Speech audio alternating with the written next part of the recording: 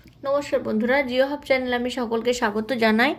দেখো, আজকে যে বিষয় নিয়ে আলোচনা করব সেটা হলো ইন্টারন্যাশনাল ট্রেড বা বৈদেশিক বাণিজ্য। যেটা সেই ইন্টারন্যাশনাল ট্রেড কখন হয়, যখন আমরা নিজেদের দেশের সাথে অন্য দেশের বাণিজ্য বা বাণিজ্যিক একটা সুন্দর সম্পর্ক গড়ে ওঠে।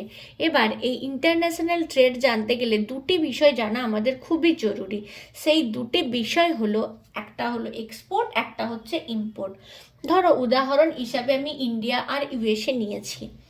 ইন্ডিয়াতে লোহা আকরিক প্রচুর পরিমাণে উৎপন্ন হয়, মানে লোহার খনি অনেক আছে।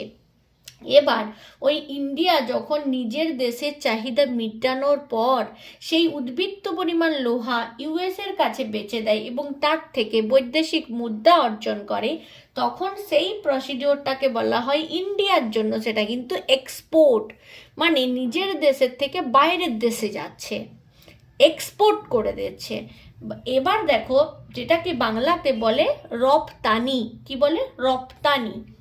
এবার ইম্পোর্ট যদি বলি, যখন দেখা যাবে ইন্ডিয়াতে কোনো জিনিসের অভাব রয়েছে, যেমন ধরো ইন্ডিয়াতে গমের যে প্রচলন বা চাষ অনেকটাই কম, তখন কি হয়, ইন্ডিয়াকে অন্যান্য দেশের থেকে গম কিনে নিতে হয়। ধরো ইউএসএ থেকে ইন্ডিয়া গম কিনে নিচ্ছে, তখন কিন্তু ইন্ডিয়ার জন্য সেটা হয়ে যাবে ইম্পোর্ট। মানে যখন ইন্ডিয়ার কাছে আসছে তখন হচ্ছে ইম্পোর্ট, যখন ইন্ডিয়া থেকে বাইরে চলে যাচ্ছে তখন কি হচ্ছে? এক্সপোর্ট।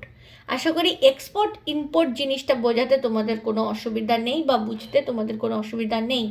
একটা হচ্ছে নিজের দেশ থেকে বাইরের কাছে যাওয়া, বা যেটার বাংলা হলো রপ্তানি। আর অপরটি হচ্ছে অন্যান্য জিনিসকে নিজের দেশে নিয়ে আসা, সেটা হলো ইম্পোর্ট করা, মানে হচ্ছে আমদানি করা, নিজের কাছে নিয়ে আসা। এবার দেখো, এই আমদানি রপ্তানির মধ্যে দিয়ে একটা ইন্টারন্যাশনাল ট্রেডের ব্যালেন্স তৈরি হয়। ব্যালেন্স বলতে কি বোঝায়? দেখো, এই দুটো পেন আমার কাছে রয়েছে, একটা ব্লু একটা ব্ল্যাক, ঠিক আছে? এবার এই দুটিকে যখন প্যারালালি আমি রাখলাম তখন সেটা হয়ে গেল ব্যালেন্স।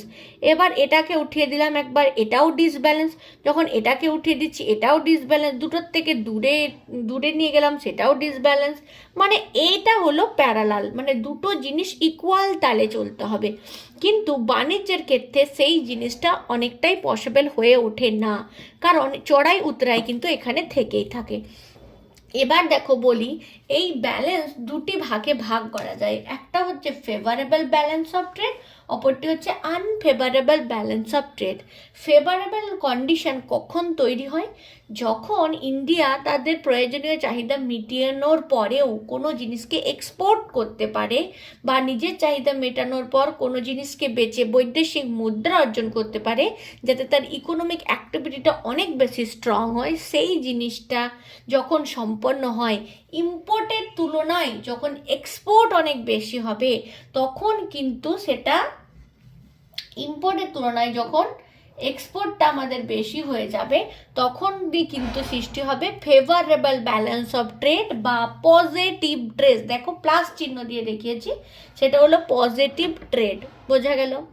এবার অপোজিট দিকে দেখো, আমাদের কাছে কোনো জিনিসের প্রয়োজনীয় অভাব রয়েছে ইন্ডিয়ার কাছে, তাকে কি করছে হচ্ছে নিজের দেশের প্রচুর পয়সা খরচ করে অন্যান্য দেশ থেকে কিছু কিনে নিতে হচ্ছে বা আমদানি করে নিতে হচ্ছে, তখন কিন্তু তার ব্যালেন্সের ঘাটতি ঘটে। কেমন ব্যালেন্সের ঘাটতি ঘটে?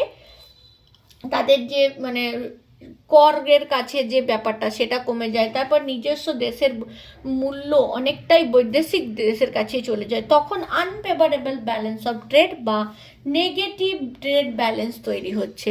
মানে এখানে হচ্ছে পজিটিভ মানে লাভ থাকছে, এখানে হচ্ছে নেগেটিভ মানে আমাদের লস হচ্ছে হিসাব অনুযায়ী।